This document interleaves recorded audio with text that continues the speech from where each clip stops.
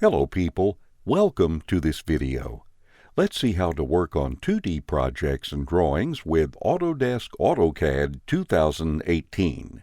Please leave us comments and suggestions in the video description to improve our future guides for AutoCAD. In this video, we are going to see all the main important features to work on 2D projects, such as the editing tools inside the Modify section under the Home tab, the Hatch tool to apply filling, and the text tools to add text and annotations. First of all, always keep in mind that lines and the polylines are different. The first ones are used to draw straight segments, while the second ones to realize both straight and curved sides. Furthermore, the polyline tool is much better at realizing closed shapes. For example, if you draw a triangle with the line tool, the overall shape is still managed by keeping its sides independent. If you draw the same by using polylines, you will indeed create a single polyline path that you can manage much easier. Keep in mind that polylines do not have any node to move the shape directly. For this reason, you have to use the Move tool inside the Modify section on top. This collects the most important 2D tools you can use on your drawings. Let's check these. To use these tools, you have to select the objects that must be affected. You can select the objects first and then enable the tool. Or you can enable the tool first, select the objects interested, and then apply with the Enter key. The Move tool is used to move your selected objects. Just click once to fix the base point, and then fix a second point to move the object by checking the preview shown. The Rotate tool is used to rotate your drawings. Fix the rotation point first, and then move your pointer to fix the rotation angle. Use the Copy tool to make multiple copies of your drawings. Just click once to fix the base point, and then fix a second one to place the first copy. So you can go on pasting copies until you use the Escape key. The Array tools are used to make arrays made of copies of your drawing following a defined shape. Choose Rectangular Array to make a rectangular array made of 3 rows and 4 columns. Use the blue arrows on the last column and row to insert or remove columns and rows, and use the closer ones to regulate the distance between each row and column. Use the Escape key to apply the array. You can use Path Array to make an array by following the direction of a 2D existing path. Once the drawing is selected, select also the 2D path and apply with the Enter key to create the array. Use the blue arrow to regulate the distance between the copies. Then use the Enter or Escape key to finish editing. Remember that the Path Array is associated to the 2D path used. If this is moved or edited, the array will be adapted to it. Then there is the Polar Array that creates several copies of your drawing that rotate around a defined point by 360 degrees. Once the object is selected, fix the rotation point and regulate the radius by using the blue square. Use the blue arrow to regulate the distance between the several copies. Use the Escape or the Enter key to apply. The Mirror tool is used to flip the object with respect to a defined direction. Just fix 2 points on your workspace and check the preview. Then, decide to erase or keep the original drawing.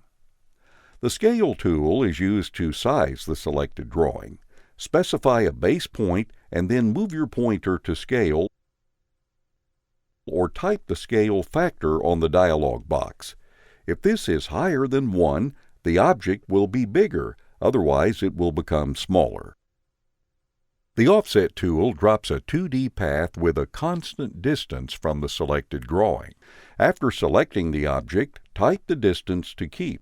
Apply with the Enter key and decide with your pointer the side where to drop the offset.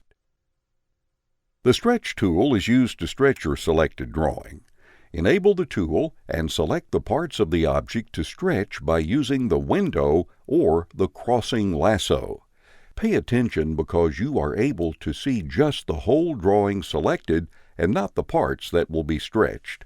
Apply with the Enter key and move to stretch. Use the Trim tool to remove parts of an object that meet other objects. Enable the tool and select all the objects to be affected. Then, click on all the parts to be erased. Use the Escape or the Enter key to apply. The Extend tool works the same, with the difference that the tool extends the sides. The Explode tool decomposes a drawing into its own subcomponents. For example, if you explode a polyline, this will be divided into its straight sides as lines, and its curved ones as arcs that become independent. The Camper and the Fillet tool are used to join sides to create a vertex.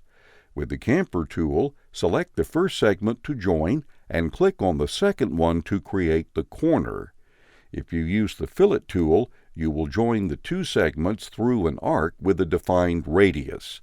While using this tool, choose Radius on the command line or on the dialog box to fix the arc radius to use, applying with the Enter key. Let's see how to apply filling to your 2D objects. To fill 2D drawings, you have to use the Hatch command inside the Draw section. When you enable the tool and hover on a drawing, you can check a quick preview of the filling and apply it by clicking once. The filling will be distributed until its closest boundaries, so you have to click over these to extend your filling.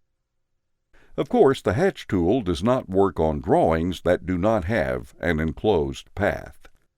While using the tool, use Ctrl and Z to undo the fillings dropped and use the Enter key to apply the fillings definitely.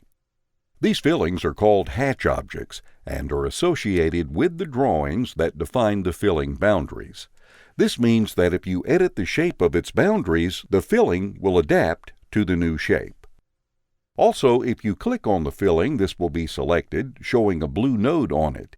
If you click on it, you will move the filling out from its boundaries, and this will also disassociate it from the drawing, making it independent. In fact, the hatch object also gets new blue nodes used to edit the filling shape as seen for the polylines. Remember that if you create multiple fillings by using the hatch command once, all of these will be treated and managed together. If you want to create independent fillings, you will have to enable the hatch command for each filling independently. To delete a filling, just select it and use the Delete key.